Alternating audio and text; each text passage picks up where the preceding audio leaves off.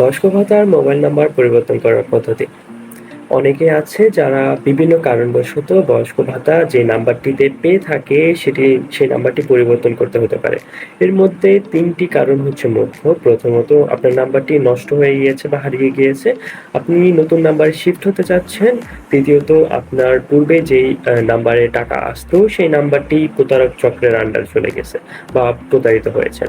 এই কারণগুলো ঘটার প্রেক্ষিতে আপনি বয়স্ক ভাতার যে মোবাইল নাম্বার পরিবর্তনের আবেদন সেটি করতে পারেন। এক্ষেত্রে অনলাইনে কোনোভাবে সেটি করা যাবে না। আপনাকে চলে যেতে হবে সরাসরি সমাজসেবা অধিদপ্তরে। সেখানে গিয়ে কর্মরত লোকদেরকে জানাতে হবে যে আপনার যে পূর্বের যে নাম্বারটি রয়েছে সেটি আর ব্যবহার করতে চাচ্ছেন না বা আপনার পক্ষ থেকে যে কারণটা সে কারণটা জানাতে হবে। এখন এখানে সরাসরি যে ভাতাভোগী আছে তাকে সরাসরি উপস্থিত থাকতে হবে। কারণ তাকে ভেরিফাই করে নতুন আবেদন করার জন্য সুযোগ দেওয়া হবে। এক্ষেত্রে পদ্ধতিটা কি?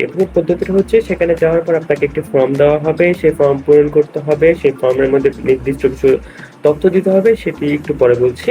তো ফর্মটি দেওয়ার পর সেটি পূরণ করে প্রয়োজনীয় স্বাক্ষর অর্থাৎ ইউনিয়নের যে চেয়ারম্যান আছে তার স্বাক্ষর এবং ভাতাভোগীর স্বাক্ষর দিয়ে আবার পুনরায় জমা দিতে হবে এবং একটি নির্দিষ্ট সময় পরে নতুন নাম্বারে ভাতা আসা শুরু হবে। এখন ফর্মে কি তথ্য দিতে হবে সেটি একটু জানাচ্ছি। ফর্মে মূলত ভাতাভোগীর নাম, পিতার নাম, মাতার নাম, ভাতাভোগীর MIS নাম্বার, জাতীয় পরিচয়পত্র নাম্বার, জন্ম তারিখ, বর্তমান মোবাইল নাম্বার, পরবর্তী মোবাইল নাম্বার আর হচ্ছে মোবাইল নাম্বার পরিবর্তনের কারণ। এই কয়েকটি তথ্য আপনার ফর্মের মধ্যে লিপিবদ্ধ করে দিতে হবে। ফর্ম কোথায় পাবেন? ফর্ম মূলত আপনি ২ টা পদ্ধতিতে সংগ্রহ করতে পারেন। প্রথমত সরাসরি সমাজসেবা অধিদপ্তরে গিয়ে সেখান থেকে কালেক্ট করতে পারেন অথবা পূর্বে থেকে ফর্মটির PDF ডাউনলোড করে নিজে পূরণ করে সরাসরি সমাজসেবা অধিদপ্তর অথবা ইউনিয়ন পরিষদে চলে যেতে পারেন। এক্ষেত্রে PDF টি কোথায় পাবেন? এই ভিডিওটি ডেসক্রিপশনে আমি বয়স্ক ভাতা মোবাইল নাম্বার পরিবর্তনের যে ফর্মটি রয়েছে সেটির PDF ভার্সন দিয়ে রাখবো। এটি প্রিন্ট আউট করে বাসা থেকে পূরণ করে তারপর যেতে পারেন। এক্ষেত্রে সুবিধা হবে।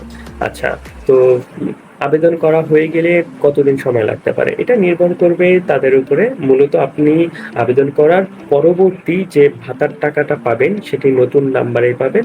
এক্ষেত্রে কিছুদিন সময় নিতে পারে। তবে সবচেয়ে ভালো হয় যে আবেদন করার সময় জিজ্ঞেস করে নেওয়া যে এটা সাধারণত কতদিন লাগতে পারে। তো এই ছিল ওভারঅল বিষয় বয়স্ক ভাতার মোবাইল নাম্বার পরিবর্তন করার যে রুলস সেটি।